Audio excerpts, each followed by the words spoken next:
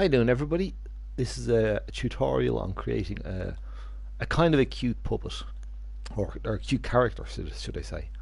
So to start off with, what we're going to do is we're going to go into our level. Again, we have the ground. This will show the center of the level. So every time I load up the level, it basically will go to this point. So we're going to put my character here. So to start off with, we're going to go up here to Gadgets, press the X button, and then we can go down. We get a load of options here. We're going to go across to this one, Puppet Deluxe. We don't want this one, actually, sorry. We're going to make a cute puppet. So Media Molecule have kindly given us a very nice sliding platform puppet, so we're going to use him. So X to select him, and then we're going to place him down in the level just above the ground, so he's not exactly touching the ground. Now that's the puppet in place, and the game is paused, so he's not going to move. So to start off with, what I like to do is I'm going to work on different sides of the puppet. So we have the front and the side. Now this is a very handy technique you can use if you want to keep your puppet, keep the camera focused on your puppet. You go up here to the top, and you have these things called Add a Bookmark Camera. If we click on this once, it will literally take a screenshot or take a camera view of this angle. So what we can do is, if we line it up where we can get close to the puppet for editing, go to this one and click Add Bookmark Camera. This particular scene is locked, so if I go over here and I say, oh, I want to edit the front of the puppet, I simply go up here, click on the camera view, and it'll take me exactly to that camera view. So then I want to do a second one from the side, like so. We do another one, Add a Bookmark Camera. Okay, and one from this side. So we have three cameras. So now basically, if we go anywhere, we can look to a particular view, that view, or to edit the side view, or the other side view. So we go back to the front camera. Okay, so that's our basic setup for our view. Now, if you notice, when we move our mouse, or our imp, sorry, over the point of the imp, over the puppet, you get a white outline. That means that any changes or anything you make now affects the whole puppet. So if I was, for example, to press L1 and square to bring up the tweak menu, this is the tweak menu for the whole puppet, for all of this puppet. Okay, you can do all his various things, like his speed, his running, different kinds of animation for when he's standing still, all stuff like this, which we can show in another tutorial. Okay. Also on this, we have a little thing here called a label. This can be quite important, because if I click on it, you'll see there's lots of different labels that you can name the puppet. And at the moment, the one labeled friend is switched on, meaning the whole puppet himself is labeled as friend. So he can interact with things in the scene that have a detection label of friend. This one here is the same on the puppet, detection label. So in other words, the puppet will detect anything that collides with the puppet. So if something has a label, like a block has a label of weapon, like somebody's throwing a weapon at him, it will detect when the object with that label on it, which is weapon, hits him, and it'll detect him, or it'll detect the object. Okay, so that's all I'm going to tell you on that. So now we're going to go into sculpting. So the best way I say to do it when you're starting is, we're going to start with the head. Okay, so if you press, first off, you want to go into the puppet by pressing L1 and square to actually select his option. Sorry, my mistake, I apologize. You're going to press X on the puppet, L1 and X, and it will scope into the puppet. Now on the puppet, you'll notice these options here: mirror puppet and hide everything else. Hide everything else will basically, if you have a lot of things in your scene, it hides all the background things and just shows you the puppet. Okay, this one here, puppet mirror, what that does is, if you have it clicked off, it means that if I move his hand, it'll only move one side at a time. Okay, if I have it switched on, it moves either limb, like this. Okay, now it also affects the body. So if his body goes out of shape in any way, when you're trying to design it, if you have the puppet mirror on, what it will do is it'll straighten everything on his body. So if his body is slightly off in some angle, that will actually straighten it. Okay, so we'll leave the puppet mirror on. Now, basically what we can do is, right, even though it's mirroring both sides of the puppet, you can go into a particular part and then put another mirror on, which will only be mirroring that particular part. I'll show you what that means now, right? So what we will do is select the head, L1 and X to select. Okay, now I'm in the head. I'll explain what's happening now in a second. Now if you notice, the part we're working on has a mirror on it. I'm going to turn this off for 1 second up here in guides, mirror. Okay, we can switch it off. So what's going to happen is this part is clear and focused because that's the part we're editing, whereas the parts we're not editing are blurred out. So in other words, this is what we're working on at the moment.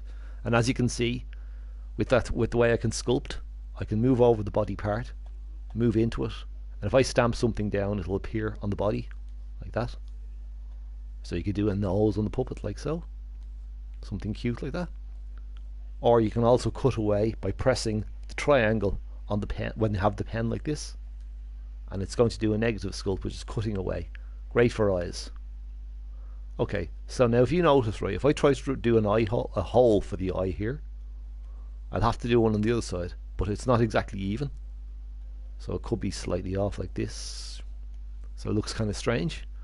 To avoid that, what we do is put the mirror on. Now, as we're going to say, the mirror will affect only, when you turn on the mirror, it will literally only affect the particular part of the puppet we're working on, in this case the head. So to show you what I mean, I'll press the circle to go back once. Now press the square. It'll get up my options at the top.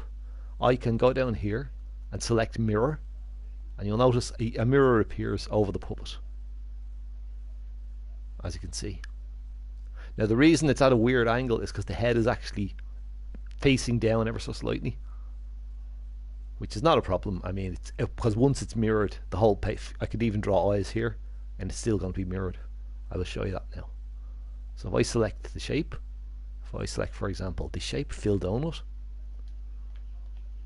okay, and shrink it down.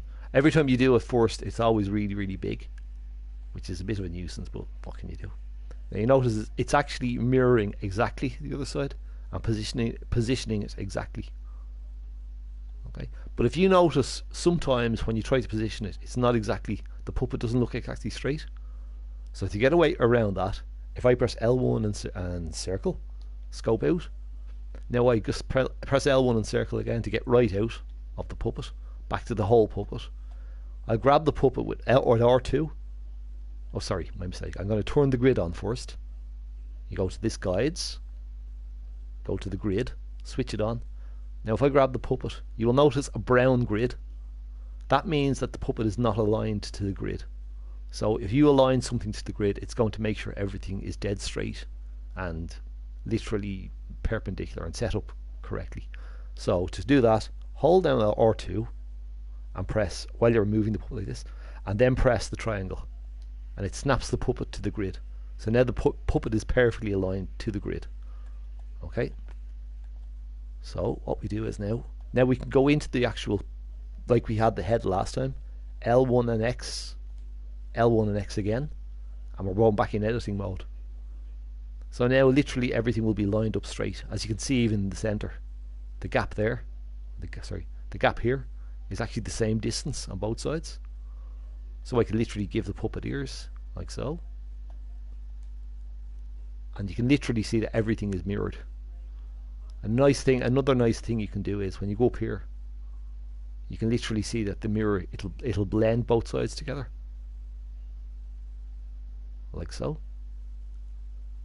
So that is how you will do that. Okay, now I want to show you something else with the mirror.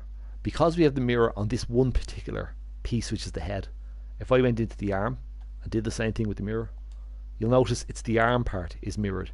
So it's not like mirroring this part here over here.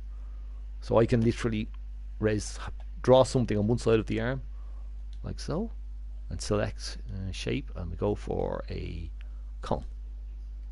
Make it small again,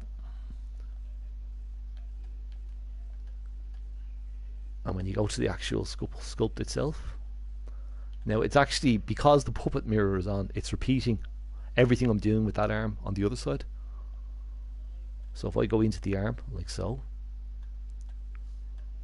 and go at that angle, literally put it there. There. It's actually mirroring exactly down the center of the arm. And it's also, it'll show on the other side because the puppet mirror is on. So I can lift that up like that. Okay. So to move the arms like that, what I'm doing is I'm literally grabbing the piece when it's highlighted, and I'm literally holding down R2 and moving the moving the control. Okay. So now I'm going to undo that by pressing D-pad to the left, and it undoes all my changes. Okay, so I'm going to turn off puppet mirror for a minute. Sorry, I'm going to leave that on actually. Right, I'm going to undo all my changes. If you keep undoing, it'll keep undoing the last change you've made. Right, so now what I'm going to do is I'm going to start by doing the head. Okay, so let me see what I'm going to do. Okay, now we're going to start building our puppet. Now obviously you don't want the puppet to have a blue head. So what we can do is, you scope in L1 and X into the puppet's head. Again, L1 and X. And now you'll notice you're in this editing mode. So all you're sculpting basically in the puppet's head. So all these options relate to the head that you're messing around with. Okay. Again, you can click on this one here, edit shape. You can change the blend. You can change the fleck density. And you go back out by pressing the L1 and circle, or I click up here. Leave this. Now, when the difference is now we can do other options to the head. So I press the square button. I get up here tools. Now this will basically let me do various things. I can stretch that particular limb. I can delete that particular limb. I can change to do the two different modes. Stamp mode means that I can actually click down. Once every time I press the X button or R2, it'll stamp. And if I click on this mode here, smear, if I hold down L2, it'll let me draw with that shape. I'll show you now. See the way it's doing this? And also because the grid is on, it's lining everything up to the grid. So undo. Go back with a square button again. Go back to I'm on it already actually. Okay. This one here you have is undo. Undoes the last move. Redo. Move lets you move a particular part around. So if I was to click on this one and move, it basically lets me move the head. So the head could be up here and it'll still function as a head. It's just moved into a different place. Okay. Again, I'm going to undo that just to be sure. Yeah. So this one here is let you clone, so you can clone that particular part, like the copy option. So this is the one we want, spray paint. And what this will do is, this is going to let us basically spray a color. Sorry, it's going to let us spray a particular color in this finish. So this finish is rough. We're going to do shiny. Say we're going to give him a metal head for a laugh. No, hold on. I think we give him a wax head. Okay. And you notice that it changes to a wax because we're editing it. You pick a color. Okay. So you can choose any of these colors. So say for example we're going to give him a flesh color, sort of. Let me see if we got a flesh color, maybe on reds, on this one, yellows, on the oranges. We give him this color. Okay. So now the thing is, right, we still have the brush we selected. Okay, we can pick a different shape, a different type of brush. I like to use a sphere for this. Okay, but because we're on mirror, it's still going to mirror everything we're doing. So the brush we've selected is this one. If we go to spray paint, this one here, you'll notice the brush kind of disappears, but it's going to basically paint in that shape onto the face of the puppet.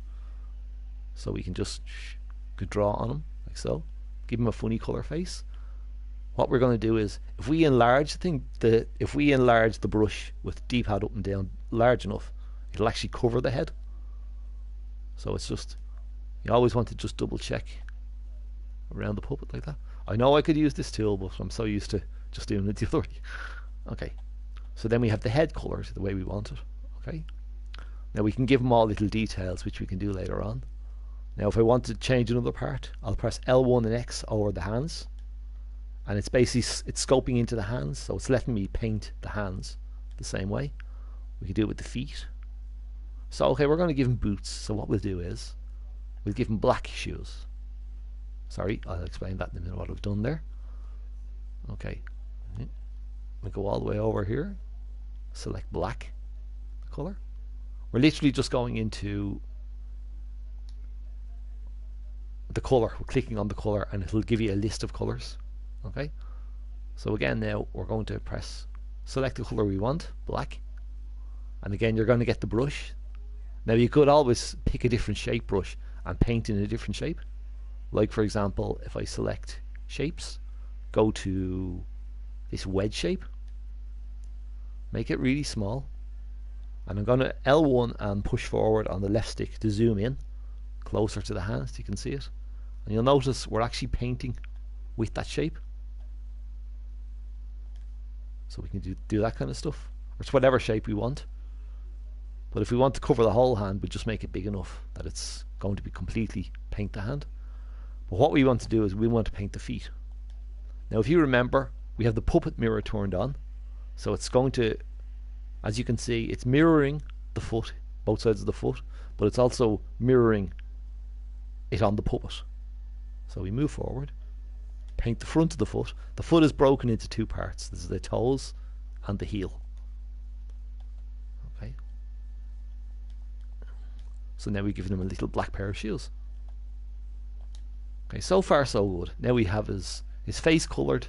Now if you notice, his hands and his face look different because they're basically both two different material types or two different coatings.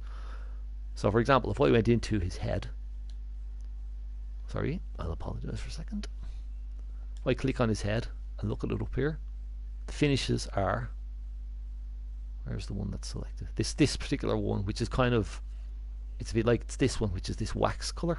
Okay, but if you clicked on his hands, maybe his hands are the same colour. Oh, sorry. Click on his hands, L1 and X. Oh, his hands are the same. I do apologise. Okay, right. Point taken. Right. So now basically that's how we kind of colour a different part of the puppet. Now again, we could, because we're using that paint mode, we could literally paint a drawing. Watch this. If we go to, say, his tummy, and we pick a small colour, or this sphere, pick a different colour over here. Say we pick green, something nice.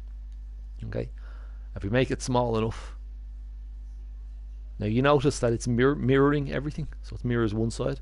If we turn off the mirror by going up here to guides and clicking on mirror, it means we can literally draw directly onto the puppet and it's not going to mirror anything, obviously. And also, if we turn off the grid, we can literally just draw on that particular piece of the body. See, it's only the piece of body that you've selected that you can edit. So we can draw. My writing skills aren't great, so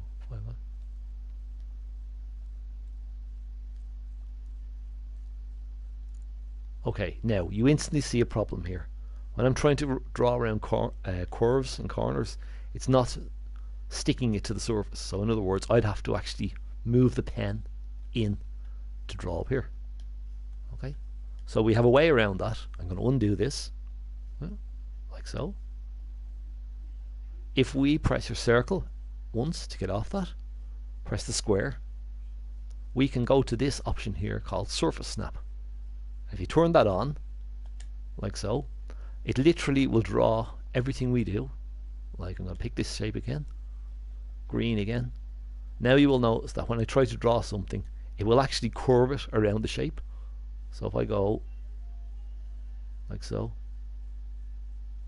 it's actually curving it around the shape. So a good way to do that will be with, I will show you now. If I select the head, you'll notice on the head, it will actually try to draw around the shape rather than just coating whatever part the brush is touching. So is everything okay so far? I hope you're following. Now we're going to design the head. This is going to be the fun part, right? So we want to press L1 and X to scope into the head. Again, it blurs everything out to show you that you're working on the head. And we're going to actually make a sculpt. So we're going to go back from spray paint back to this one here, stamp mode, which lets us sculpt. The difference between stamp mode and smear mode, or smear mode, is on stamp mode you can do blending, in smear mode you can't. Okay, so what we'll do is we're going to, a nice touch in Dreams that we have is, if I press the touchpad, it gives you this color wheel, which basically lets you custom make a color. So I can select anything, like say I made a red color, I can pick different degrees of red. Okay, so I can make slightly lighter. As you notice, this is the color that you're actually that your brush will actually be. But also, right, if I just want to use a color that's already there, I literally have to move the brush over the color. You'll notice it changes to that color, and if I press X on it, I'll actually get to edit in that color, which is what I want to do now. Okay. Now that same mode will work on all the modes, so on actually stamping a shape and painting. Okay, so now I'm going to give this guy a cute nose. So I'm going to basically give him a nose like so. Now I'm just trying to think what a cute nose would be. Yes. So I'm going to go to this one here, go to this option here, edit shape, and I'm going to give him a kind of a flat nose. So I can stretch this way, like so. All I'm doing there is, when you see the arrow on this side, hold down R2 and or X, and it will let you stretch. And as you can see, a lovely nose. Now I'm going to blend it a little bit so it blends into the rest of the head, slightly. Okay. And then all I have to do is stick it down. Now we've got one problem straight away, if you can figure out what it is. We can place the nose anywhere we want, but if I was to stick it down like that, I might not be right in this. I might not be right in the center of the head. So the way to see that is press the square and put on the grid. So go to this one, guys, again. Put on grid. Or sorry, no, not grid. Put on mirror. Now you see the way the mirror is here. So obviously the nose is off. So delete that. So when you're designing heads or faces, you're always best to use a grid or use the mirror, because it lines everything up. So then we just have to bring it out. Now, a problem I'm having at the moment is it's surface snapping to the head, so I can't actually move it in and out. So turn off surface snap, and now I can move it back. Click here. Oops, sorry. It takes me back to that view again. I can zoom in a bit because I'm working on the head. Draw a nose. So I'll give this guy a cute little nose. Now you notice, because I have blend on, it kind of blends into the background, or it blends the shapes together. Right? You look from the side. A good bit of advice is to always turn your puppet, so you can see what the different angles look like. Oops, no. And also now, there's another thing that's happened. Sometimes the camera goes a bit wonky. I don't know why, but it sometimes loses track of your puppet. But we have a safeguard. Because you put the bookmark cameras in, it'll jump us straight back to the puppet. Okay, so now we're going to keep editing our puppet. Make something cute. Okay, so let me just rotate it around a bit.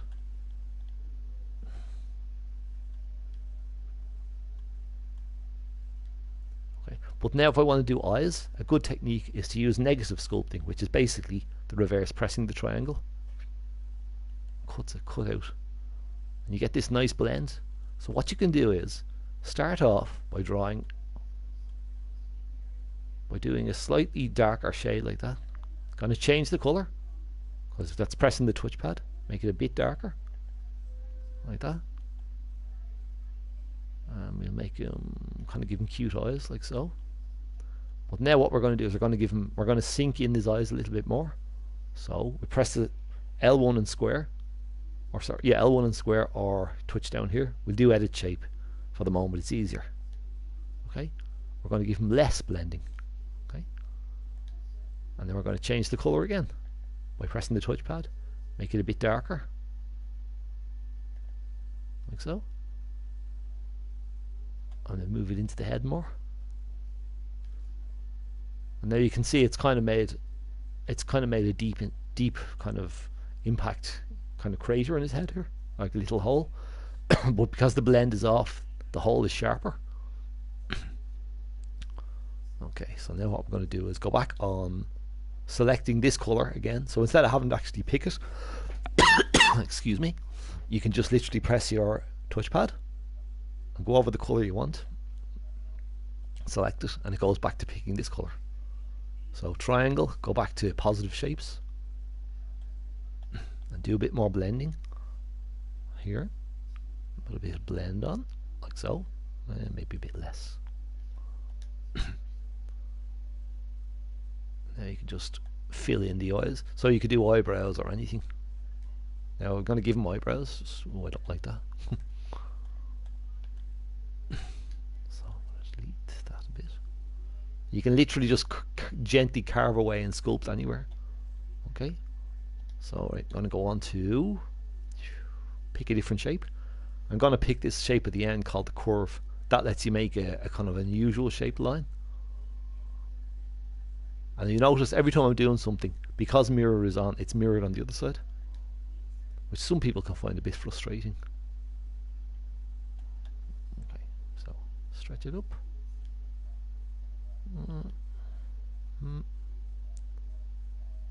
Now sometimes it'll put it very, very far away, which is kind of a bit of a nuisance. But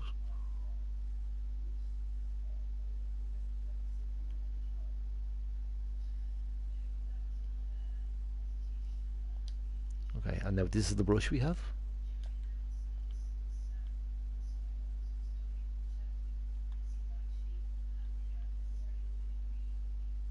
Zoom into the head. Okay, right. So now what I'm going to do is again I'm going to press the middle one and give him black eyebrows or dark eyebrows. So change the color.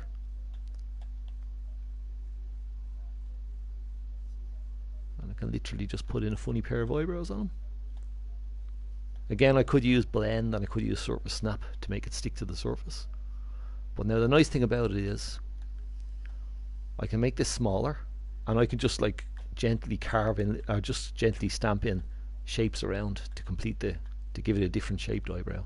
So I can turn it like so. Turn it like this.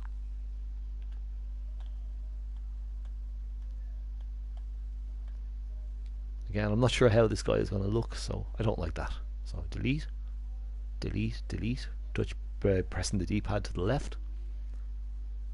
Okay, I'm going to give him funny eyebrows. Now the reason that it's going weird like that is because the fleck density of the actual brush is too high. So I want to lower this down, and you'll notice the eyebrows automatically look better. I'm going to shrink it down, and there. So that's kind of weird. No, I don't like them. I'm going to start that again. I'm going to pick a different shape. What I will do is I'm going to use we'll use the curve again. Edit it again. Okay, make it smaller. You can shrink it by clicking on that's the length. This one here will make this, if you click on it, will make that end smaller. And you can curve it like so. Yeah, that's better. I like them better. Shrink them down with the D-pad up and down. Might give them horns.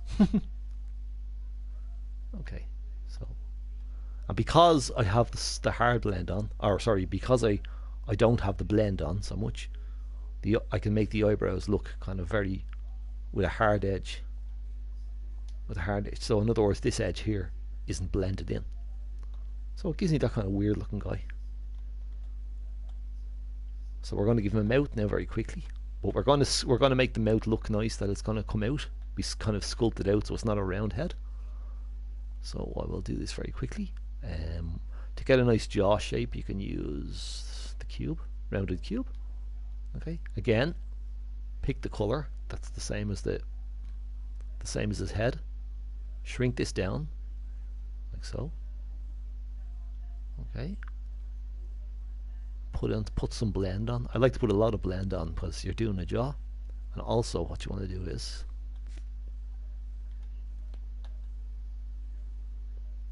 now initially when you are sculpting, you'll notice that the mirror on the other side sometimes looks out of place, but it actually isn't. It's just literally the way the camera is. So give him a kind of a we'll give him a kind of an unusual jaw.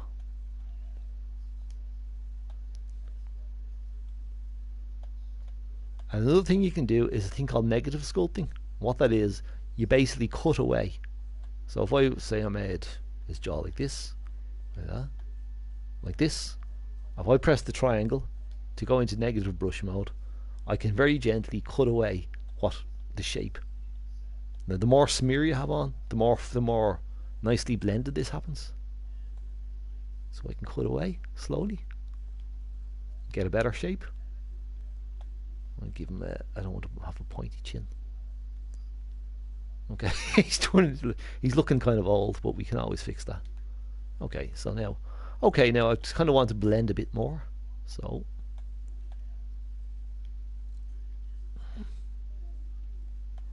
again, I'm going to cut away. Now a thing you can do is, if the mirror is in your way, you go to the top again by pressing the square, go to the guides. They have options here to hide the mirror. Hide mirror. So it's basically still on, but it's just hidden, so it's not going to block your view when you're editing. Okay, and this is just by sculpting very quickly. I'm not liking the way his face is looking at the moment, so I like to pick a nice shape that I love using. My favourite shape is this fill donut. It's fantastic for doing clothes, like ripples and creases in clothes, which I will show you. Okay, now I'm going to blend it, put on almost full blend. So now I'm going to. There's so many different kind of little features you have in this game that you can do, like little kind of shortcuts you wouldn't know about. Now it's very good for doing faces because I can literally select kind of a reddish colour for his lips, I suppose. Yeah, that's kind of good. Go in, and I can literally go right into his face like this. And if I go into the negative brush, make it bigger, and go into his actual face, I can literally give him a mouth. And the more you go inside, it'll actually go into the head rather than just drawing on the surface like so. All I'm doing is using well, in my case it's the left analog stick to edit, to move it around. So I'll make a nice big deep incision in his mouth, and this will look strange. So now I've basically made the inside of his mouth, but of course now I'm going to go back, select this colour, go on the opposite, and I can literally build lips around it. So I'm going to give him some fine lips, make his lips, as I said, make his lips a bit darker.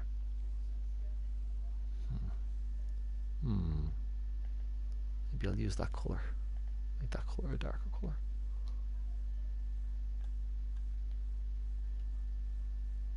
Okay, so bear with me for a second. Again, it's literally just stamping, and because blend is on, it makes it look nice. So lips would be going like this, in like that. Make it smaller.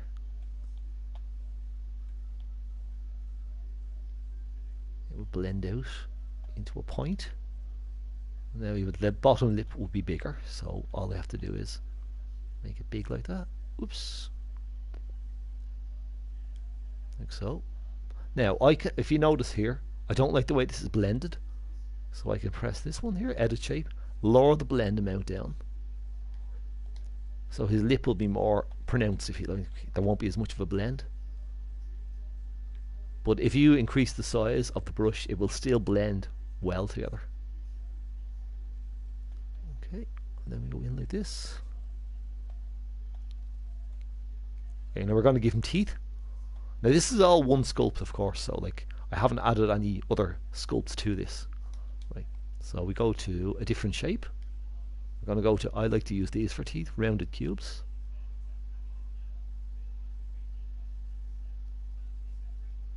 Okay, now I'm going to edit this shape. I take the take this looseness out, but I'm also going to do a little thing here. I don't want to make it any blended, because I want the shape to be a sharp shape, if you like. And this is sometimes frustrating because when you're trying to edit the actual shape, it decides to go off and do its own thing.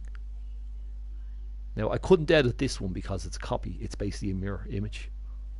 Now I want to come off that, change the color to white, give them nice white teeth, bring it back to the puppet.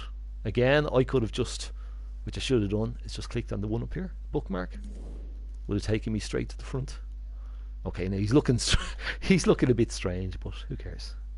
As you fill him in, he'll look better. Now again, this guy won't be perfect because it's literally a tutorial, so okay, I'll turn up like this. All you're doing is you're going in here. Because mirror is on, it's going to give you an exact copy of the tooth. Oops.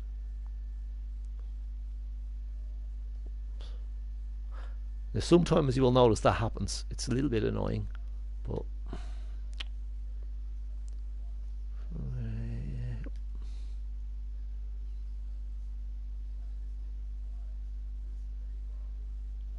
I think when you'll stamp it down, it'll sort it out. It kind of sometimes it changes the looseness of the shape, the fleck density. But once you actually stamp it in place, it puts it back to the way it should be.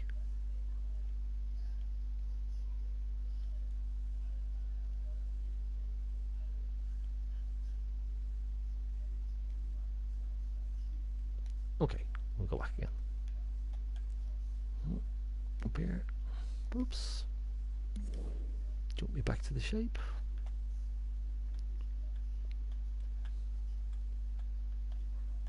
Okay, we're just going to... Again, if you have any questions, you can type them into the chat. I'm happy to answer any questions you might have. If I'm going too fast or if I'm explaining things too slowly, by all means, please ask me. Okay, we're going to just give him rough teeth for a minute. Now, I'm not using the grid, obviously, because I want everything to be kind of freehand.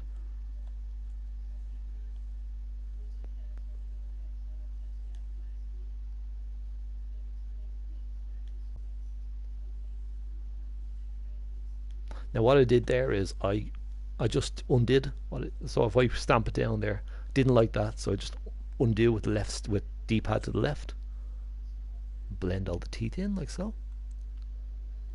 Okay, and you notice because it's so handy because it's on a mirror, it's literally copying everything, so you only have to do everything once. Okay. Okay. Again, I could even go into the detail, give him a tongue and everything, but for the purpose of this, I don't really want to. Oops. 1, 2.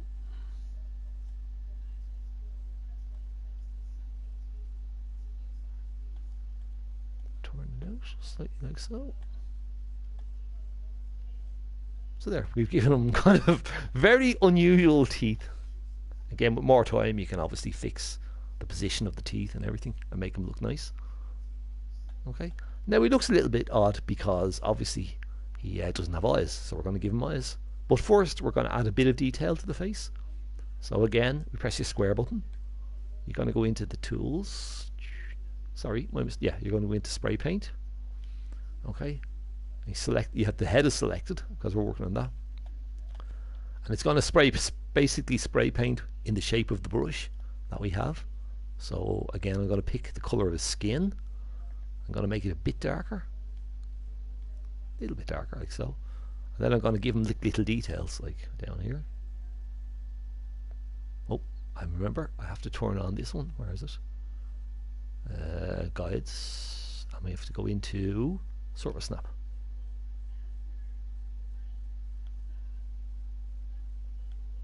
You can literally paint extra little details onto his face. Again, if I want to just get around quickly, go like this. Sorry. Now you see I have the camera actually too far away, so I should have put it in closer. Okay, okay.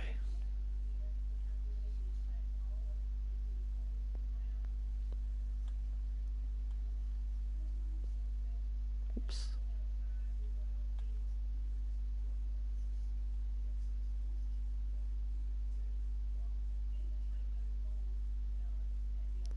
You can add your own little details. You can keep them like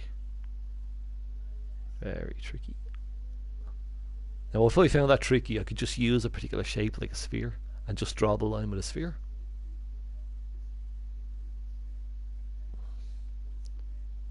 So you can just make it like this. I want to blend in a bit more, so make a slightly different colour. Probably the wrong colour, but now a nice thing about painting is if I was to go to this edit shape, I have an option for the brush where I can do a soft blend where it'll blend in better, or I can make it more opacity, increase the opacity so I can make it more like more invisible, the colour, if you like.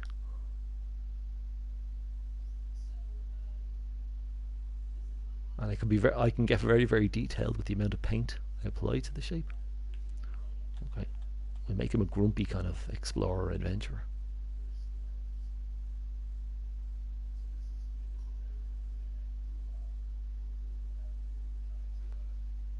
So that'll do for the moment. We're going to give him nostrils. So for nostrils, what I can do is I want to actually do them. So if I press square, go to tools, go to stamp shape, because I want to actually stamp in the shape I want. I'm going to pick a different shape. Yeah, sphere. I'm going to go to reverse or inverse. I'm going to make the brush a black color. Will I? Maybe I'll just make it a dark brown color. And then you can make nostrils. I'm going to put a little bit of blend on because I wanted to. Obviously, nostrils aren't just dead straight like that, or dead severe. And then I have nostrils. So he looks kind of unusual, to say the least. Now his head will work perfectly because it's part of the same sculpture. It's sculpted into it. So I'm going to give him quick eyes. So now the eyes are a new thing. They're going to be a second part. So the head sculpt is, if you like, this is all sculpted onto the original head. But I'm going to add an extra part to the head. So what I will do is put the grid on, because this is just how I like to work with this. I'm going to pick a different material. So first off, go to modes. I'm literally making a different shape here. I'm going to pick a sphere. I need to go into guides, turn off surface snap because it'll stick to the surface otherwise. Now I'm going to pick a different finish, which is going to be shiny for an eye. Pick a different color, which is going to be white. Sorry, it'll be white. Okay, and I'm going to stamp this down. Now I want to actually make the eye look nice, so kind of a manga style eye. So I'm going to go to paint, up to here to this one, over to paint, spray paint, should I say. Right, now you notice the mirror is still on. I don't want the mirror on. Go here, turn off mirror, leave the grid on because the grid is handy for lining things up. I'm going to pick a shape color for the iris. I'm going to go for blue eyes. Nice blue eyes. And you'll notice that because I have the circle selected, it's going to actually draw that circle as a shape, as a color. Stamp it down. We get a lovely kind of an eye shape. But I'm going to do a nice little effect on the eye, so I'm going to go for the pupil, which is black, obviously. But to make it look flashy, what I can do is I can use the blend, like this, soft blend, bit of soft blend, and a bit less severe. I'll make it smaller. Almost a turned off surface snap. Okay. But because blend is on, you'll notice it's blending into the blue. So it gives a nice kind of effect. And now go back again with this one. Turn off the blending, make it the opacity. And it's back on a solid black. And there, oops. Okay, and there's a kind of an eye, a basic eye. Now we're going to give a little, although it's shiny, we can give it a nice kind of shiny effect by making a white spot on it, like that. Again, I should have surface snap turned on, and then I wouldn't have to worry about it snapping to the surface and curving around. Okay, there. So there you are. So now we have a little eye made. Now I leave on the grid because this is kind of important, right? Although I haven't positioned it, I've actually scoped into the head, I apologise. Oops, get off that. Okay, right, so now I have the head. This eye is done as a separate sculpture. Now do you remember the body and the head are all surface snapped to the grid, or sorry, snapped to the grid. So I'm going to have to do the same with the eye. I press the triangle, and also when I'm holding R2, it snaps the eye to the grid. So now it's going to line the eye up to the puppet because both of them are on the same grid, if you like. And what I'm going to do is drag the eye over, shrink it down with the D-pad down to a nice size, put it roughly in position where you want it in the head. So it's going to look like there. Okay, I don't want it there. Right, now if I find if I find I'm getting it's not lining up the way I want, I could make the grid smaller so it'll fit in better. But I'll make it bigger a little bit. But that'll do for the moment. Oh, I might actually make it smaller. Okay, press the square, go to guides, and you can click on the minus to shrink the size of the grid. You can only go as far as minus as far as 32, or up as far as plus 32. So, okay, again, I don't like the way it's lined up. It's not lined up to the grid. Press the triangle, line it up to the grid. Okay, and now what I'm going to do is pressing R2, and then I'm going to press L1 L2 and R1. Sorry, I'll get it right eventually. Sorry, L2 and L2 and R2 and L1 or R1. Sorry, basically it's going to press R1 or L1 and R2. Sorry, and that will copy the eye. And you notice how a yellow line there? That's very handy. It's in a guide that it's going to show you that this eye is going to be in line with the other one. It'll help you line everything up. Okay. And also then just double check that it's lined up to the grid. It's also lined up to the grid because we use that line to bring it straight across. Okay. Now we have the eyes pretty much in place, but what we're going to do is we're going to be able to edit the eyes separately, so we're going to group them. So if I close the grid down like so and click on one eye with the X button, you get this dotted line. Press the other one, and this one here will let you group them. So you're going to press group like so. Now you've grouped the eyes, and if I press L1 and square, I can get the tweak menu for both of these eyes together, like the group that I'm in. And what I will do is click X to name it. I'll name it eyes. So if ever you have to scope in and try and find out what something went wrong, you'll know that this group is called eyes. Okay, but now what I'm going to do is I'm going to scope those into the head and add them to the head. Now you can there's an option to actually add them like with a button, but I'm just going to do it the way I always do it. So I have the eyes selected like so, roughly where I want them. I bring them over the head so the head gets a little outline around it. L1 and X, scope into the head, and then I'm going to release. Give me 1 minute.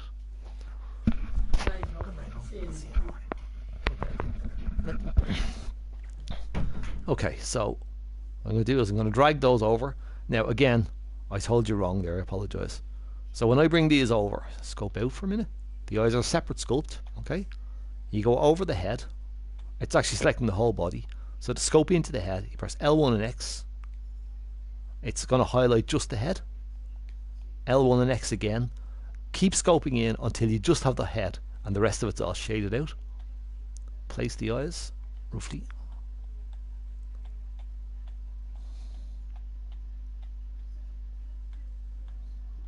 I could have used the grid, but I'll just do it this way.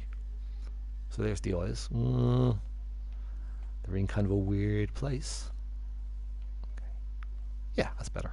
And now if I press L1, if I scope out, press L1 and circle. L1 and circle again. Now those eyes are basically part of that group, which is the head, and then the head is part of the group, which is the puppet. So I test it. He runs around with his little head. Kind of very, very ugly looking guy, but whatever. Okay, so go back in. Now, when I test it, if I press L3, it'll reset to the original position everything was in. Okay, so I can click on this one over here. Go to zooms me into me puppet. So now I'm going to add clothes to this guy, and this is where the fun starts. Right. So what I can do is put the grid on, like so. Okay. L1 and square on the puppet to zoom into him. Sorry, my mistake again. L1 and X on the puppet to go into the actual puppet. Make sure puppet mirror is on because I want to move both limbs. Okay, and then I want to grab his hand and literally just drag. If you grab that part of the body, because it's all connected, it's going to move. So the hand will move this part, that will move this part, and so on. So drag the hand up until it's fairly straight, like so. Now the hand is actually, if you like, this arm is moved up, but the hand is actually facing down.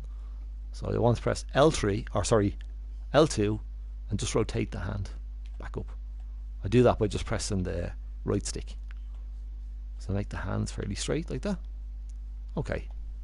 So as you can see now, he's in this T-pose. A T-pose is very, very good. A T-pose is very, very good if you want to add clothes, because you can see where the arms go and where things join onto. Okay. So now what we're going to do is we can add clothes. Now we have two ways we can do this. We can sculpt directly onto the body, which is what I'm going to do, or we can actually make the clothes separate and then drag them in L1 and X and L1 and X and select that particular part of the body. So if I want to do, I will show you that. So if I was making a different shape, sorry, let's scope out first. So if I made, say, gave him a belt. Oh, I need to turn off that sort of snap. Okay, there's a little belt he has. Just make him a brown belt. So brown belt. Okay, stamp it down. Now that's a separate sculpture. So that's a separate sculpture from the puppet. So I take that, drag it in. Again, it's not on the grid, as you know. So to get it on the grid, just press triangle. Now when you put it on the grid, it will shrink it a bit or enlarge it a bit so it'll fit the grid basically, but you can always change the size. So what we're going to do is we're going to grab his belt. Now I'm actually going to turn off the grid because it can sometimes be hard to see what I'm turn off the grid. Right, so what will happen is I'll drag it onto the puppet like so. It highlights to show the puppet is selected, but I want to just select the belt. So push it back like so until my tip of my imp is over the blue. L1 and X, L1 and X again, and it's selected this part, which is the waist or the pelvis. So all I do is shrink it down so it fits in place, like so.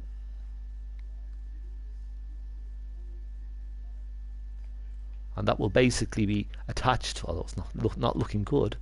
It's basically going to be attached to this part. I'll just do this to show you. Okay, so now if I scope out, L1 and circle, L1 and circle, so it gets the puppet back to the basic one.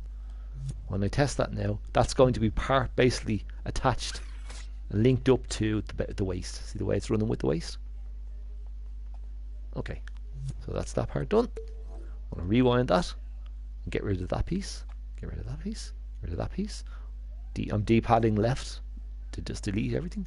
Now it'll only delete back as far as when I stamped it down, because that was the first kind of instance of this being here. So delete it with the triangle button. Now I'm going to give him a nice belt. So what I'll do is, what will I start on? I'm going to start on his trousers. Okay.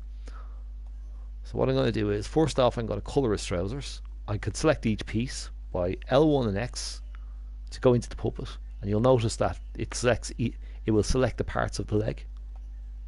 So I want to start by selecting X, just to select this part. X, X, X, X. Now what that's going to do is, that's basically selected each of these pieces, if you like. Now I could spray paint each piece the way I did the head, or what I can do is, because these are all selected together, when I do an L1 and try on square to do the tweak menu, this is basically the tweak menu that you could change the paint color, but it's going to affect each piece I've selected. So what I'm going to do is I'm going to give him dark blue pants. Now, as you see, it won't necessarily show up straight away because you want to increase the tint amount. There you are. Now he's got blue pants, which is all very nice. But what I'm going to do now is I'm going to give him material to make his pants look fairly real. Let me just have a look. A very good thing to do is if you're making puppets, to have a picture as a reference. And that's what I'm just doing now. I have a character from a game that I'm just going to use as a guide to how the wrinkles sit. Okay, so now I'm going to start with his crotch area up here. Right, so if I select this one. Now again, I want to change, press the circle to unselect this. Okay, now again, I want to just sculpt directly onto his pants and his body. So L1 and X. And there you L1 and X again, sorry. Now, that's the piece I've selected at the moment. So I'm going to pick this one here, this shape. Make it flat. Like so. Put a bit of blend onto it. Okay, and now I'm going to make sure that guides. Yeah, that's off. That's good, that's what I want. Alright, so, and you notice it's going to blend into the shape that I'm doing. So, let me see. So, kind of pants are a bit like this.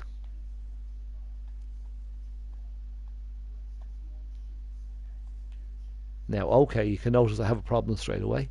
That for the top part, I'm just going to make sure it's symmetrical. So I want to put on the grid, or I want to put on the mirror. Again, don't forget, it's mirroring this part. It's hard to see because I have it turned off. So I'm going to turn it back on, just to show you this part. Okay, so down there, blend. No. Okay, you want to rotate it like so. Okay. So we're going to give him butt cheeks, but we're going to give him that another way. Right, now I know the mirror is on there, so for myself it's easier to turn it off. Okay, so let me see. I'm just looking at my quick picture again. Okay.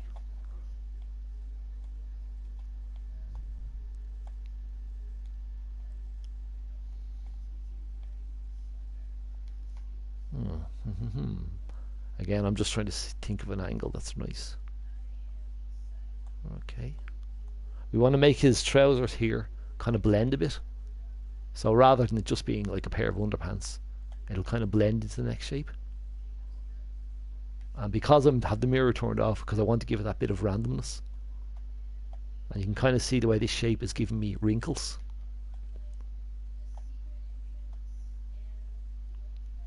Like so. So I'm going to make it across here. Just kind of keep roughly, you want to keep the shape of the pants. No, I don't like that. But if you rotate the shape around, okay, not bad. We're going to give him the other side now. Again, by all means, ask any questions you need to ask. Okay. Now, a nice thing we're going to do is we're going to give him pockets. So we can just do this. We put the mirror on again. Okay, square, and then we select mirror, and the mirror is showing in the middle. So if we go in a little bit, we're going to give him pocket shapes. So pockets will be sort of sitting like, yeah, this kind of shape really. Make it smaller.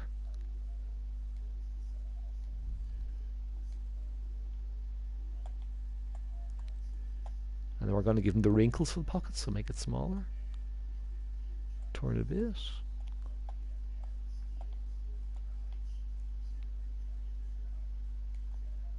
Kind of pocket shapes a little bit.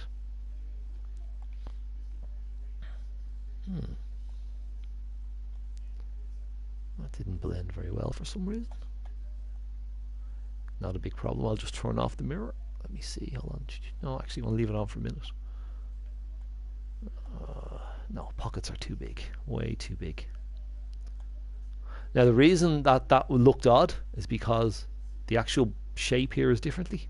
So if I was to do this, watch, you'll notice that they don't look even, because the actual shape underneath that it's blending it into isn't even on both sides, and that's why it was doing that.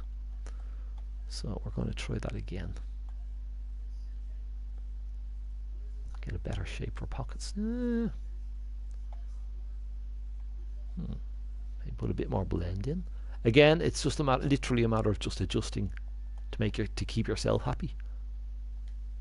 Yeah, okay, make it small. And you can see this shape is very good for getting a wrinkle effect. Okay, yeah, around like that. Okay, and now we want to select a darker color blue by pressing the touchpad. We're going to go over the blue we have and select it as a color. Then we're going to make it darker. And then we're going to cut away.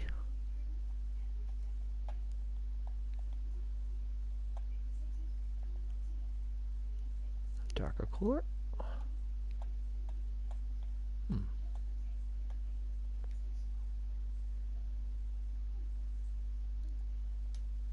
Back on the other one again. Select this color. Again, this is just very fast, so you could adjust the pocket to be better. Okay. Now we're going to pick a different shape to do his bottom. So if we go to circle, square, pick another shape, which is going to be a circle as we have it. Shrink it down, like so. Put a bit of blend on, because we're going to have it blending in. Okay. Then we can go in and just give him a bottom shape.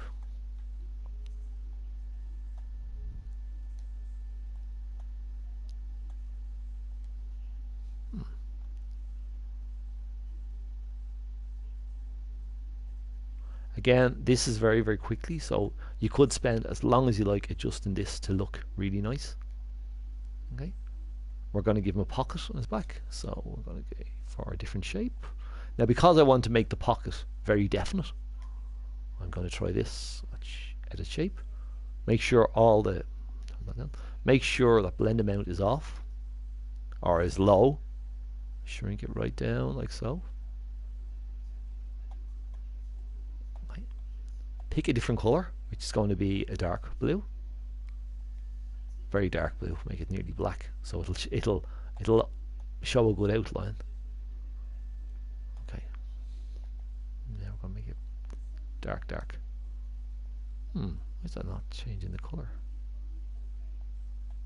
It's strange. It doesn't matter. Okay, so I'm going to do a pocket like so. Right, and then we're just going to go into reverse mode again. Make the pocket smaller. Bend it a bit so it blends into the bottom.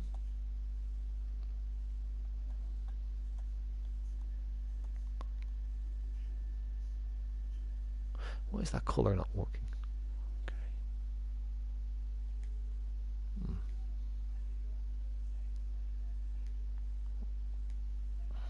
No, colour's not working. Strange. Not a big deal, I can always colour it later. Yeah, that'll look good. And then we're going to go in the inverse again, make it bigger. And we're going to basically just cut off the outside of the pocket. Not quite what I wanted, but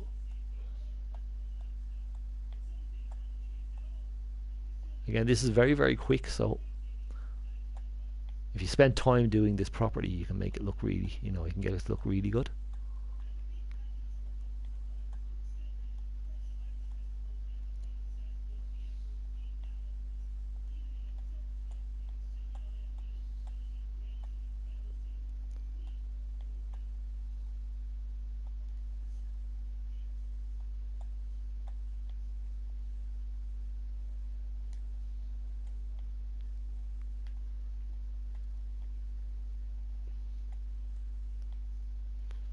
Yeah, it's alright, but with a lot of time and effort you can actually make it really detailed, so you can spend as much time as you want to get it looking awesome.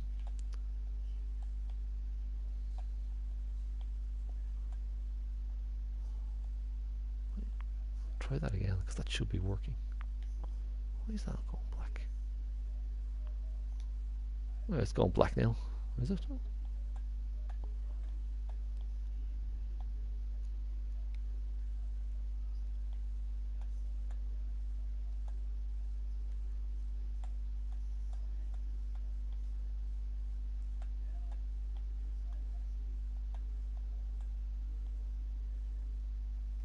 Yeah, it'll be alright.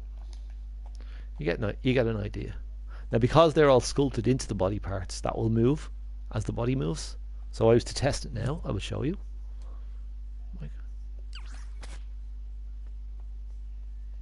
Now, it's hard to see because the camera is very, very far away. Of course, we can adjust that in the puppet with the actual inside the logic on the puppet.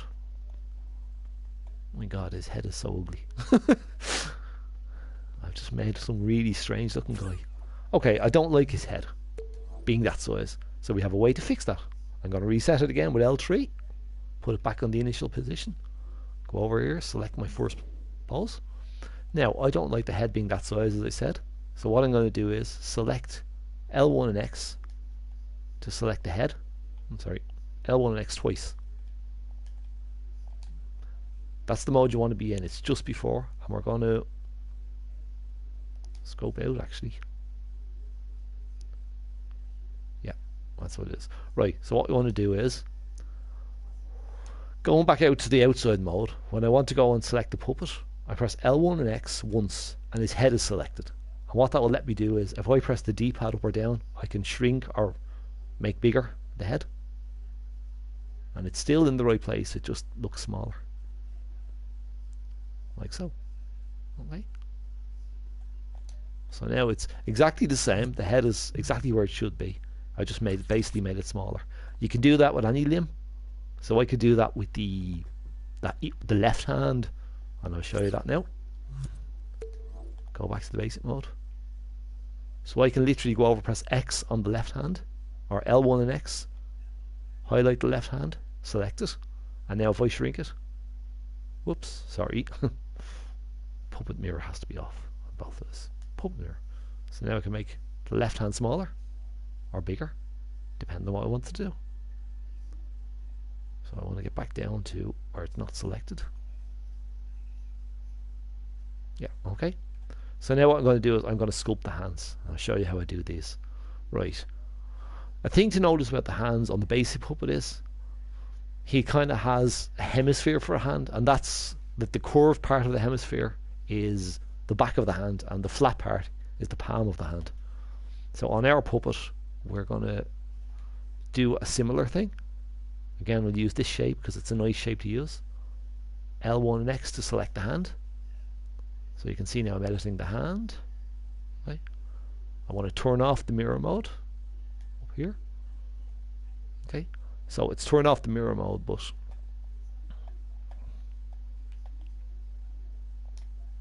okay, hold on a second. Okay, so now there you go. Those look in different positions for some reason. Okay, I think it'll be alright. So we're going to assume that's the palm there, like so. Right. So now, yeah, that's right. It just looked unusual because the way the camera was. So what I'll do is put the blend on, like so, and pretty much delete all of the hand, except a little tiny bit. And the reason I leave a little bit is so I know the hand is there. Okay. So now I'm going to go in. Oops. Add the hand in. Oh, okay. Didn't realize that was there. Okay, what I'll do is I'll just delete that. Okay. I think I might have deleted the bolt, have I? 1 second, just going to check something very quickly here.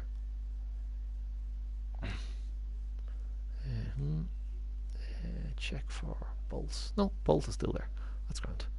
Basically, that bolt lets you bolt different parts, so the arm is made up out of different sections connected together with things called bolts.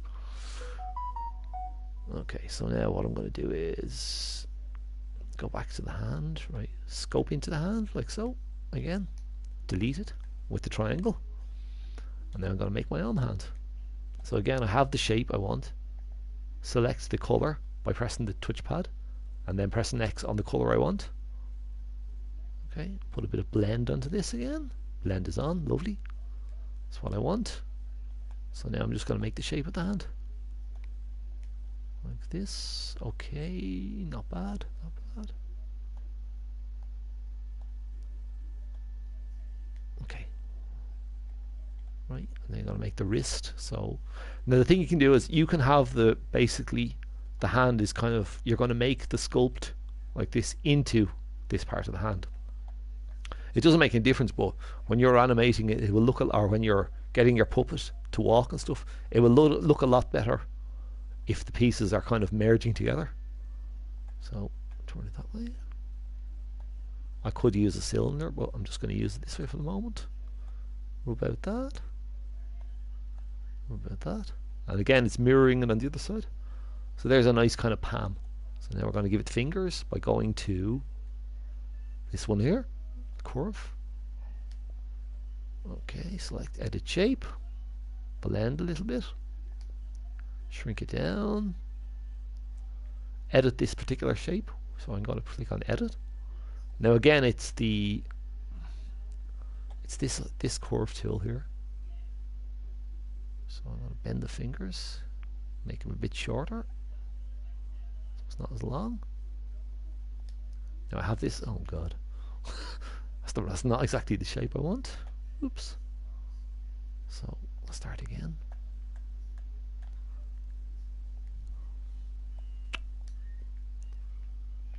Okay, so let's start that shape again. So that here, yeah, okay. You could if the shape, to restart the shape, go off it, pick a different shape, and go back on it again, and that lets you redo it. Okay, so. Now we just make little small fingers. These are kind of like cartoony fingers. One end a little bit smaller, like so. Okay, and lovely. That's what I wanted. And as blend is on, a little bit of blend, just a little tiny bit. And you just position them on the hand where you want to make the fingers.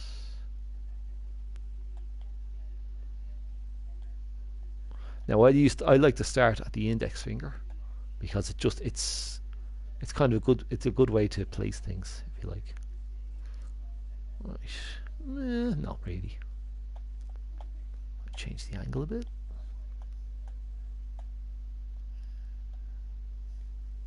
Right. And go closer so we can see what I'm doing.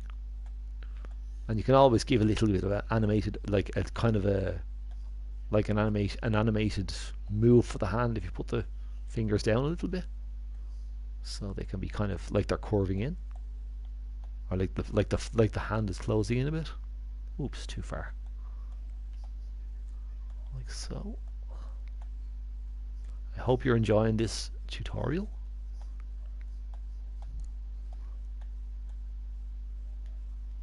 Okay, so it's okay. Start again. Make the fingers smaller. They might look better. Again, I start at the index finger, which is the longest finger, like so. You eventually get it right. No. Okay, now I don't like the way that's looking, so I'm going to increase the blend. A bit more blend will make it look much better, because it will blend in more to the hand.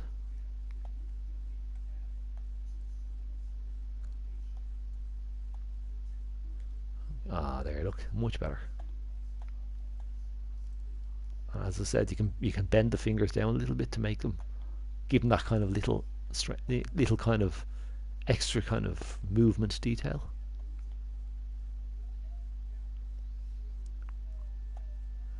One, two, three, okay.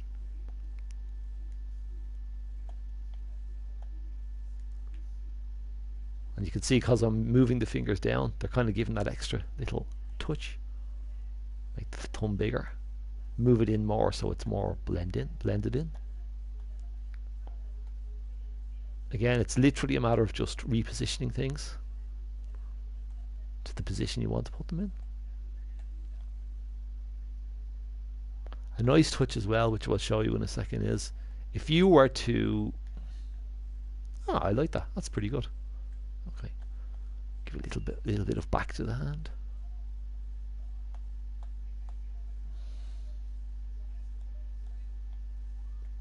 Okay, so where's the fingers? Oop. Okay, so you have... Oops. Sorry.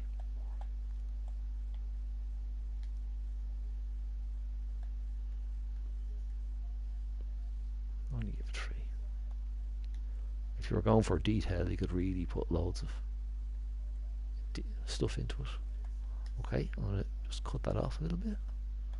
Make it a little bit more blended. So I'm going to increase the blend right up the top. Okay, increase the size so I can just make the hand blend more, like so. It's kind of a matter of just shaping. Now I want to give a bit more on the thumb, so I can put a bend in the thumb like this.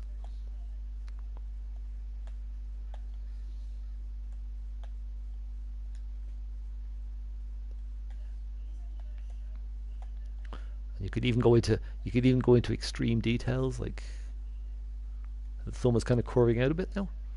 I could give it a nail. I could just literally just change the color, like so. I'll give it a lighter color, like so, and then go in, and then give it a sharp, like this. And I'll just do one nail just to show for an example. Put it in, and because it's cutting away with a sharp shape, I'm going to select a different I'm going to select a cylinder. Oh, actually I'll just select a square. Again, it's still in the same shape. Shrink it down like so, and just give a nail.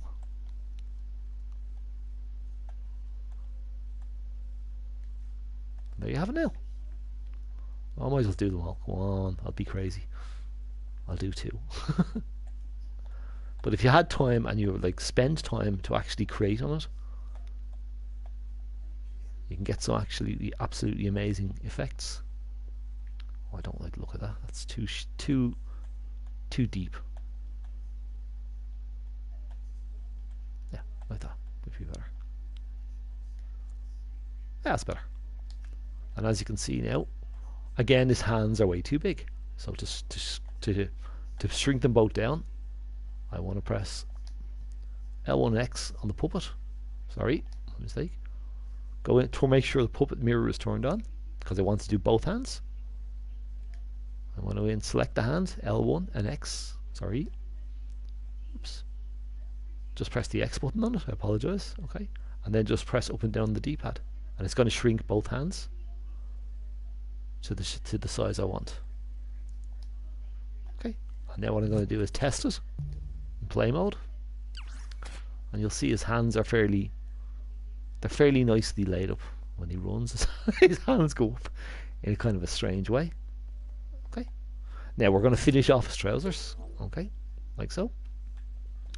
Right, his trousers look kind of unusual because obviously they're not finished. So I'm going to go into L1 and X. Or sorry, press L1 and X, L1 and X again to edit his trousers. Press the touch pad, select the color his trousers are, press the square, and go in and select the shape we want. As I said, this is a great one. We're doing it. Now the reason you can't see it is because it's actually in inverse, like that. Sorry, put a bit of blend on. Now turn off the mirror. Okay, hold on. You want to turn off the puppet mirror, like so, because we don't want the legs to be actually symmetrical, or we don't want the wrinkles in the trousers to be symmetrical. Right, go in again, and now zoom in, do deal. Now a thing that's nice to notice here, when you're doing trousers like this, try to get the trousers to match up. So to make it look well, you kind of get the wrinkles to go over other wrinkles or under other wrinkles. So say for example, a bit more blend, I think. That's alright. You put it like so, like so.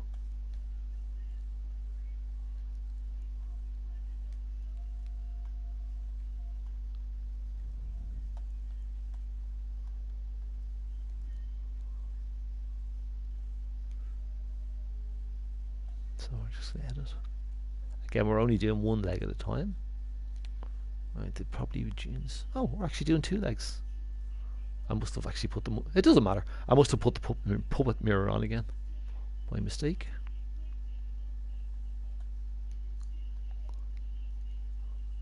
And again, you want to just, if you look at a diagram or a picture, should I say, of the way wrinkles on a clothes look, you can just gently blend them together to give that kind of like clothing effect.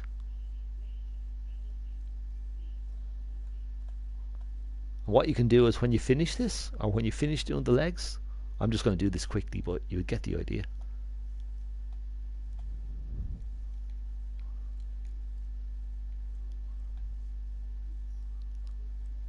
Now, of course, you can only do the leg we're working on.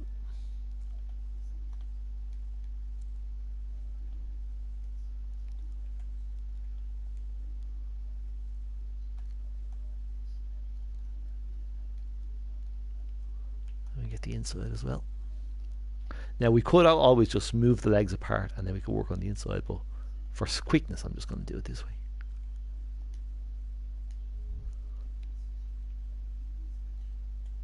Again, get it to kind of blend into the way the trousers look at the top. I like that one. Right, so that's those top parts done. Very kind of unusual looking trousers, but okay. And the way I like to do it is kind of think the knee is kind of going to be, I'll do the knee in a second. Okay, so we just gotta make a look at the side. Kind of, gently just, you're just basically given the illusion of cloth. And what I'm going to do is after this, I'm going to show you how to do an item. Like if I wanted to give this character a pickaxe, or not a pickaxe, a climbing axe in his hand. And like in comedy characters, a lot of times they have bell-bottom trousers that kind of go down. So you can just make them go over his shoes. So turn it around, okay. Shrink it down, and get nice wrinkle effects.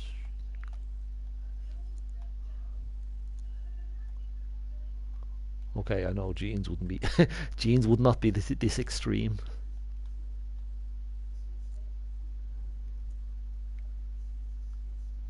Okay, I'll just do the back now. So we're just gonna have a little fold at the back. Oops. Okay, what happened there? I must have somehow lowered the blend amount. Oh, that's very strange.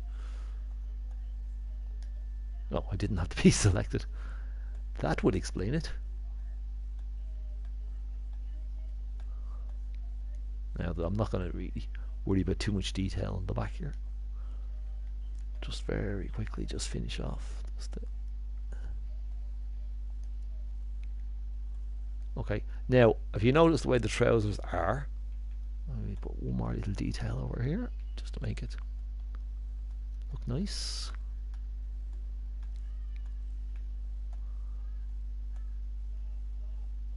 No, I don't like that.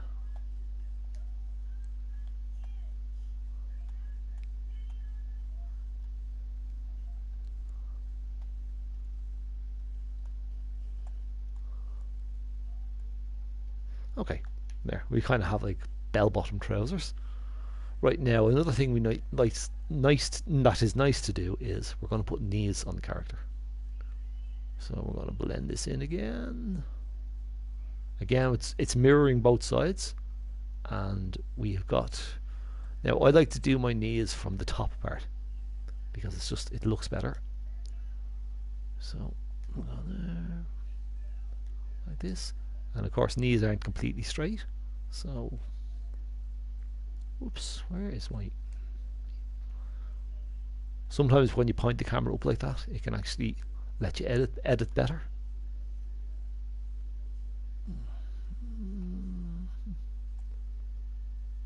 So all I'm doing now is I'm going in, selecting and stretching just a little bit, and go back to where the knee is, over select the camera again. Okay, Now it didn't scope in there because I wasn't zoomed out enough, so it was kind of it will only, if you like, it'll only scope it. It'll only give you that particular camera view with the bookmark if you're scoped out of the thing you're working on. Right, so we go in here. Whoop, sorry. Go back into this. Right. Now, increase the size. Ooh, that's kind of weird. Now just do a bit of blending. Give it a kind of a knee effect. You don't want to make too big of a knee, just a little. It's just a little hint of a knee. Okay. So when I play this now, that's the way his trousers are going to look. I know they might look unusual, but when I test play it, and you don't see his perfect little almost perfect little trousers with little pockets at the back. And when he jumps, like so. Right. So that is pretty much the tutorial on how to sculpt his body. Now I'm going to show you how to add things to the character. Right, so now that we okay, I didn't do it at the top of his body, but you could get the idea. You do the exact same way with making little shapes and various things. If I wanted to give him a backpack, I could actually sculpt one. Usually sculpt a backpack on the top. I'll do one just very quickly to show you. We'll do a very quick backpack. Okay. Alright, watch this. So I'm going to scope out completely. Right, but this might be an interesting way you can do it. I'm going to take the shape, pick a rough backpack colour, which would be maybe, I don't know, brown. Yeah, brown. We'll give him a green one just to be, or give him a blue one just to be unusual. Yeah, I know, pink. Okay, so we're basically just going to make a backpack. This very quick backpack. Scoop it in like that. Make it a bit smaller. Right, so I'll put the grid on because the grid is very good for design. The grid is very good for designing things. So turn on the grid. Very good for designing specific shapes, if you like. Right now, right. So one stamp, shrink it down. Okay. Yeah. Like that.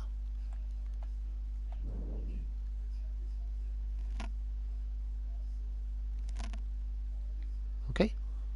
No. Okay, so I'm going to put the grid on. I'm going to put the mirror tool on here. I'll show you another thing you can do with the mirror tool in a minute, which is quite clever.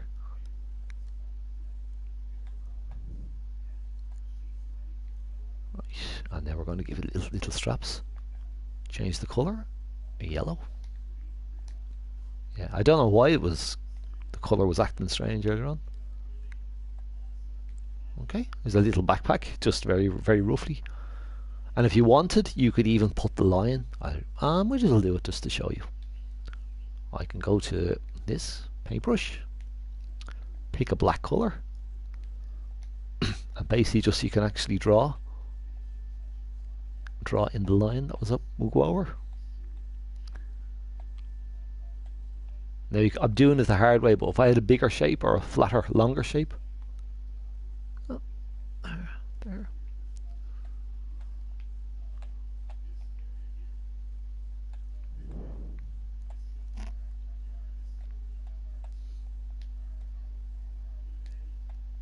And of course, it's because the mirror is on. It's actually sculpting this on the other side as well.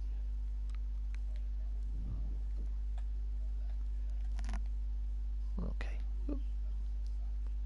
You can make it look more precise, of course, if you didn't have the grid on. But I'm just being different. Okay. So there we have our backpack. Or part of the backpack, should I like. So now what I'm going to do is I can show you an advanced technique for putting the backpack on if you like. I can actually put it on with a bolt onto the back. So what will happen is when the character runs, the backpack will flop around on his back. Okay, so if I was to scope in, like so, again, it's not. This time I'm not going to connect to the character because I want the backpack to move freely itself. Hold on 1 second, I apologise for this. My TV is going to turn off. Okay, right. So I have it in position. Okay, again with the same technique with the bolt that I used for doing the platforms. I'm going to use a bolt to attach the backpack to his back. So obviously the backpack is the piece that's moving. So go to Logic, over here to Connectors, select just a normal bolt. Okay, now the backpack is moving, so the yellow end will connect to the part that's not moving, or the stable end, if you like. So connect that to the puppet's back, and connect the other end to the middle of the backpack. Oh, actually, I want to move it into place first. Might help. Okay, right. Let's see, is that good enough? Okay. I want to also make the backpack on non-collidable, so it's not going to collide with his body. Or maybe I do want it to collide with his body. We'll try it without colliding for the minute. So on these options you have the movable, visible, or collidable. What movable will do is, if you make an object movable, it's affected by gravity. If you make it if you make it immovable, it's not affected by gravity. I'm going to explain that a bit more in a minute. The collidable does the same, but it means it will collide with something. So if that's off, the backpack is not going to collide with his body. But actually I think I want it to collide with his body and bounce. I was just going to try that out now. Okay, so I'm turning off collidable for the moment. Right, okay. So I'm going to take a bolt. This is actually something I wasn't planning on doing, but while I'm here I might as well. Now I want to scope in a bit closer. Now it's going to be tricky to do that, so I'm going to take another camera. Snapshot. Okay. So now I'm going to connect it to his back, because his torso is the part where the backpack will connect to and would move. So I want to connect that then to the middle of the backpack. I think that's roughly right. Again, I might just need to adjust. So go to bring that over. Get it roughly in the middle of his back. I could use the grid. I am using the grid. Go down. Okay. Now I want to line this up more. So bring it over generally just a little bit, and then just press the L1 and square, or L1 and triangle. We'll line it up, put it on the grid. Sorry, my mistake. I forgot to do that. And then let's just press the L1 and triangle. We'll straighten up the thing. The backpack. Now because it's a bolt, it's going to... That's not what I want actually. Now a bolt will make it rotate around the axis, if you remember. So it's back. What I want to do is use a thing called a ball joint. So what this will give us 360 degree movement. Now, attach it anywhere. Okay, and make it shrink it down, make it smaller. Okay, so all I want to do is just adjust it. So I'm going to go down. Oops. And that's why the camera is very, very good to use, because when you get doing a lot of work up close, I should be using it, but I'm not. Okay, so bring that down there. Again, press the triangle to line it up. This one here, triangle, line it up. So now I'm going to go to this. Move it around, hold it with R2 or L. You can use holding R2 and then press the triangle to make it snap to the grid, or you can use L2 and the triangle. So I want to just so I want to make that so it's straight.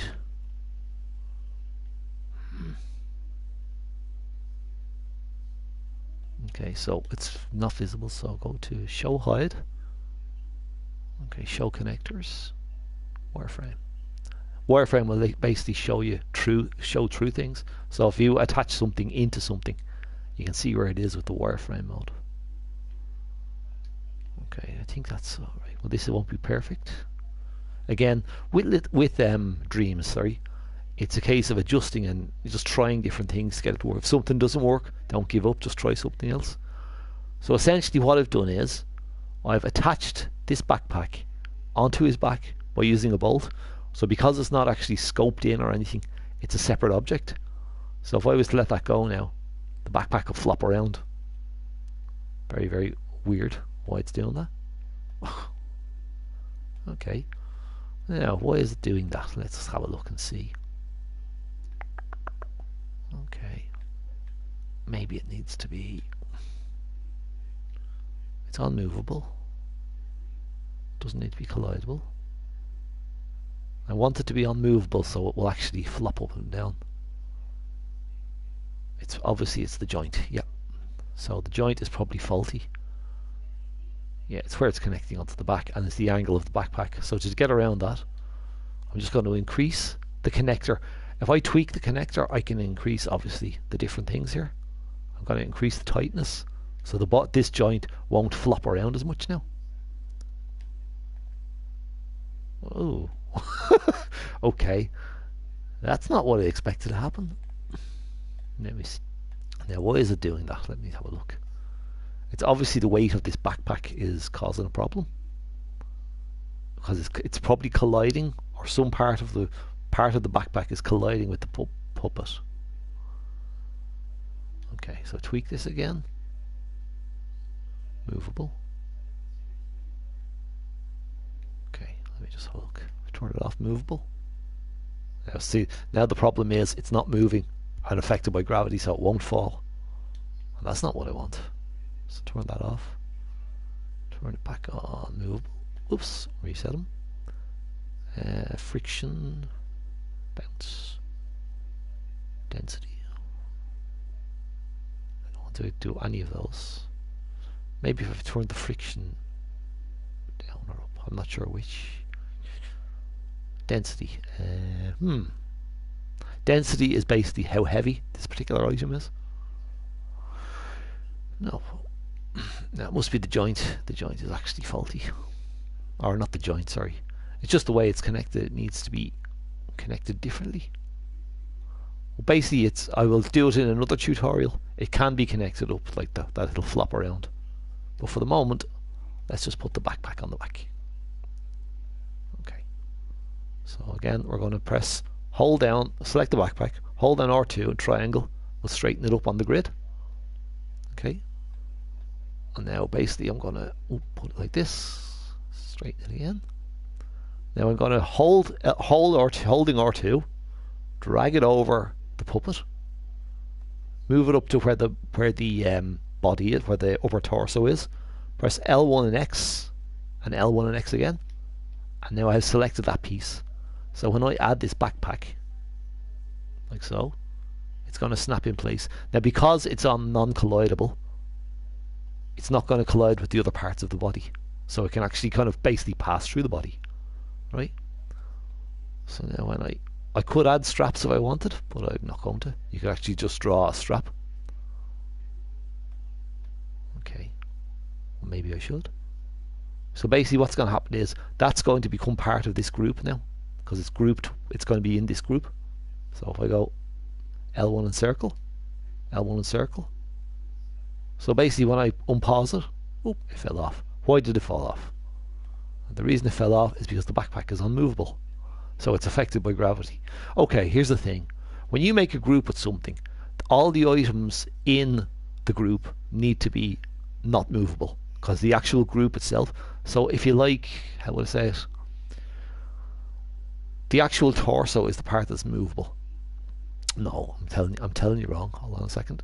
I'll do this again. Okay, scope in, grab this, scope right into the torso. Okay, and then make this. Now I'm going to tweak this particular sculpt, this object, make it non-movable by simply turn off movable to make it non-movable. Okay, now what's going to happen is the only thing moving is the puppet. All the other pieces in the puppet are non-movable. So now when I do it and scope out, and then if I possess the puppet, like so, he runs around the backpack on him. Now if he moves, if he bends, watch what will happen. Or if I can explain it. Basically it's hard to see because of the way he's moving, but the backpack is attached to his torso, So the angle his torso moves at, the backpack would move with his hair. The backpack would move with his torso. If I had the backpack on his head, when his head tips down, the backpack will move with it. So there's basically a little guy. Now he's doing that strange position because he still is in the initial T-pose. So I need to turn that off. Again, I could edit his arms and all that and add different. I'm going to just edit the ends of his arms for a second to show you something. So okay. So I want to hide all these bolts by going to this one. It turns off all the lines. If I turn off the bolts, sorry, it'll hide all the bolts. Yeah, okay. So now what I'm going to do is I'm going to edit the ends of his hands. So L1 and X to scope in, L1 and X again to scope in to edit. You notice the mirror is on. I don't really want that. So I go up here, turn off mirror. Okay. But I do want to make sure L1 circle, the puppet mirror is on. Now that puppet mirror always appears once you select a part of the puppet itself. That will appear. Puppet mirror is on. So now it's going to obviously mirror the two sides. Going to go into my favorite little shape, which is this one here. Blend on a bit. Okay. Square. Go on to tools. Oh, sorry. Go on to guides. Make sure surface snap isn't on. It isn't, which is what I want to do. Okay. So I'm going to pick the touchpad. Select that color by pressing X on it. Double check if it might be scoped out. So just scope in again. Right. That's okay. Move in. Sometimes you have a little problem that it tends to, when you try to stamp something down, it'll position it like far away, so you have to kind of move it in. Okay, so now we're going to give it a little bit less. Okay, make sure I have the right color selected. Okay, so now I want to show you a little technique here for doing sleeves and things. Okay, so you notice the hand or the, if you like the end of the arm, or sorry, the end of the lower arm, it ends here in this kind of shape here. Okay, and the end of the hand is here. So what we can do is to make it look like the sleeve is over the hand, just simply using this on this particular sculpt, the lower arm, pick the shape we want, which is this one, shrink it down again, square to close that, and because we're editing this particular piece, might need to add a bit of blend on again. I don't know why blend went off. You can see your editing here. Okay, I'm going to turn off the grid because it's easier to see without that. Okay, square to close that. Make it kind of go over the hand. So what I like to do is you just have to make a little bit over. So it's actually, it looks like a sleeve that's covering the hand. And then we make a few little adjustments here.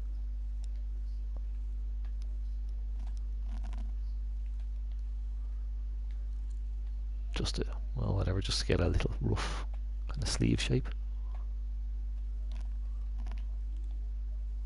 Stick this in here. Again, what I could do is I could get even more technical, and I could change the shading, the color of the actual brush like this, and I could go to a pink, and then I can blend the pink in.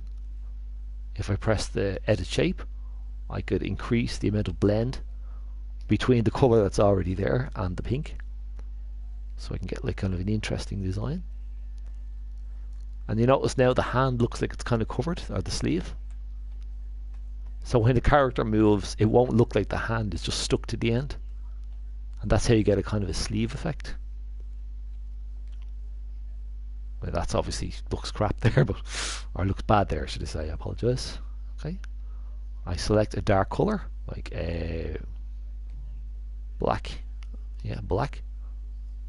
Go in the reverse mode, shrink it down, and give it an inside to the sleeve. Like you can just put it something like that. Okay. And now what I want to do is, to avoid him being in that silly kind of bouncy pose with his arms when he runs, I want to L1 and scope out, and press the square to close this. Now I want to basically select his hands by selecting his hands, bring his hands down. So you're inside this, you're still inside the puppet. So, and of course then I can basically move his hands, like I can hold down R2, and by clicking on his hands and keeping it held, I can drag that body part around. I can drag the leg if I wanted. Now it's doing the two of them because the puppet mode is on. So and as you can see, it works on the arms. The arms are going to be like this. I can rotate them if I use the L2 instead of the R2. Rotate the hands around. Okay. Make his hands smaller again. They suddenly went big. So I'm going to bring his hands down by his sides to be in the first position, like so. Okay. Now because the base puppet had balls for hands, it's very hard to tell what angle the hands were at. So I'm just going to put them at, guess they're roughly at this angle. Okay, right. Well, that just looks wrong straight away. Okay, so that's okay, like so. Now of course the hands don't look fantastic because they didn't put like details in too much. He has his backpack on him, and if you want to give him a nice stance, you can turn off the mirror mode, because this is basically the puppet's initial stance. L3, or sorry, L2 and left and right on the left stick will rotate the leg. See, basically it's rotating the part you have selected. So if I were selected here, it would rotate the foot. Selected here, it would rotate the even though you're rotating the upper leg, it's rotating the whole leg because that's bolted onto it. Okay, and then I could go here. Now if you want to change the feet, grab it from the heel. Okay, so I hold down R2 and I can drag the foot out like this. L2, you can just change this position. It'll give it more of a natural stance. Okay, if I was to grab the pelvis with R2, I can make him crouch, as you can see. So you can bend up and down. Very good for like a static animation if you want, or if you wanted to have doing kind of a stance like this animation. I can also bend this in a bit more. If I hold down L2, I could turn. Make him do. Now you notice because his torso is turning and the backpack is attached to his torso, or part of his torso, the backpack will turn with his torso rather than any other part. So if I want to give a character long hair that moves, I could attach hair to the head and also hair to the neck and also hair to the torso, and it will move as the actual head, neck and torso are moving. So there we go. So now if we test our character out, you'll notice his hands are in that position now, in the correct position. Now the reason his hands are going in like that is because obviously the hands, the ball hands on the sliding puppet weren't in the right angle. I will show you exactly what I mean now. Bear with me for 1 second, right? Okay, so I'll reset him. I'm going to take two puppets here on this one, a normal puppet and a sliding puppet.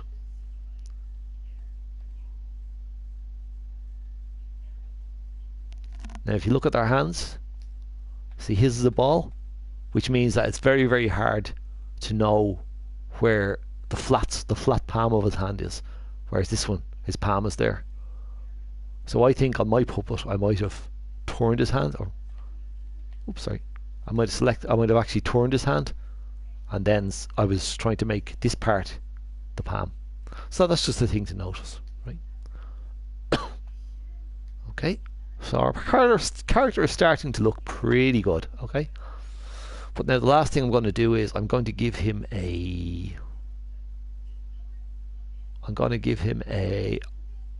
climbing axe in his hand. So I'm going to make a separate climbing axe. So make sure it's scoped out. Okay, you want to just pick a shape. Again, it's literally up to yourself how you make the climbing axe.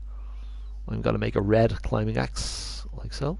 So select red like this. I'm going to give it a plasticky kind of look. So I'm going to select shiny. Oops, I'll select red. Might be an idea. Dark red. Might be nicer. Right. I'm going to go hold down R2, stretch it out. That should be long enough. Okay. Make it a bit smaller at the top. By clicking on this one, shrink it a little bit. Okay. And give it a curve, like a climbing axe kind of has. Again, I'd need to actually see a picture of a climbing axe to know what it looks like. That's kind of okay. Right. So then, basically, we're going to make a multiple piece object, if you like, multiple sculpt. So that's the handle, one piece done, and now we're going to make the head. So we're going to go for a different sculpt. Make sure everything is right. Yep. I'm going to select a new sculpt. I'm going to give it a, let me see. We'll give it a similar kind of shape, but we're going to make it grey because like steel. Make it give it a metal shape, metal coating, if you like. Okay, like there. Give it a pointy end. Okay. I am not sure. I am not sure how one of these looks. I think it's something like that. I could be wrong. Okay, so there's going to be my climbing axe, basically. So I'm going to give it a flat end. I could use mirror and all that, but just for the moment, I'm not going to bother.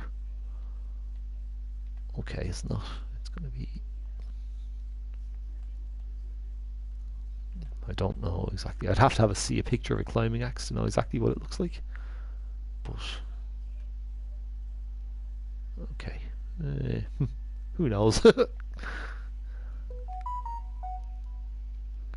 1 second. Right, so that just for example, that would be my climbing axe, right? So now I'm going to make this into an actual object that's an axe. So I'm going to take one piece, like so, and attach it to the other piece. Very simple. I just do it like this. It's the worst looking climbing axe ever. I climb with that, you'd probably die. Okay, so join them. Okay. Now a very interesting idea you should do is get into the idea of naming things, because it'll save so much hassle. So there's my climbing axe, very weird looking climbing axe. Ooh, very weird looking climbing axe. Again, it's just a matter of, I could have used the grid to make this all line up, but for quickness sake.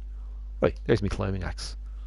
So what I do is, I want to X to select that, X to select this. I'm going to group these, like so, group them. So now it's one complete group. Okay, so that's my axe. So all I do is press X once to select the group where everything is highlighted.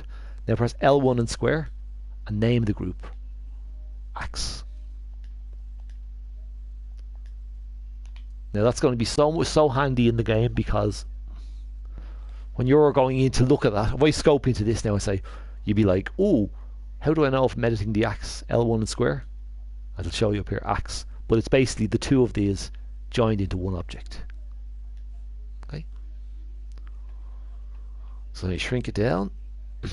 Now if I wanted to have a case where, just for example, the player is going to find this axe, okay, I would copy it like so. Put one over here, one here. This is just to show how it would be done. Of course, you would use trigger zones and stuff to actually activate them. I put this axe in his hand. Okay, so L1 over the hand, L1 and X, L1 and X, scope into the hand, and then you position it in the hand where you want. Now, if I was having multiple items, I would copy multiple items into the hand. I'll explain why in a minute. So there it would be very, very weird climbing axe. Okay. Just for example. So there would be in his hand. Now if I scope out, he runs around and that's in his hand. But what we would have is, we would have another copy of that object. Say, for example, lying on the ground. So we put it down, have it lying on the ground. There's the climbing axe that you're going to find. So what we would do with this climbing axe is, we scope in, and now the thing is, we know exactly where it is, because if you scope into it and then press the square, that's group. That's not it. That's the hand and it's the axe. What we want is, again, scope in, L1 and X, or L1 and square, and we know we have the group. That's the axe. So we change the visibility of the axe to be invisible in his hand. So what you're doing, essentially saying, is that you want the axe to be like in his hand, but you can't see it. So it's always going to be there, but we're just going to have a point where we pick up the other axe. It will make that one invisible and make this one visible. So if we start the game now, what's going to happen is your character is going to run around. You can't see an axe in his hand. The axe is there, but just invisible. I was just thinking of something. We'd actually want to make the axe non-collidable as well, so it don't. So if you bump into something, it's not going to touch off it.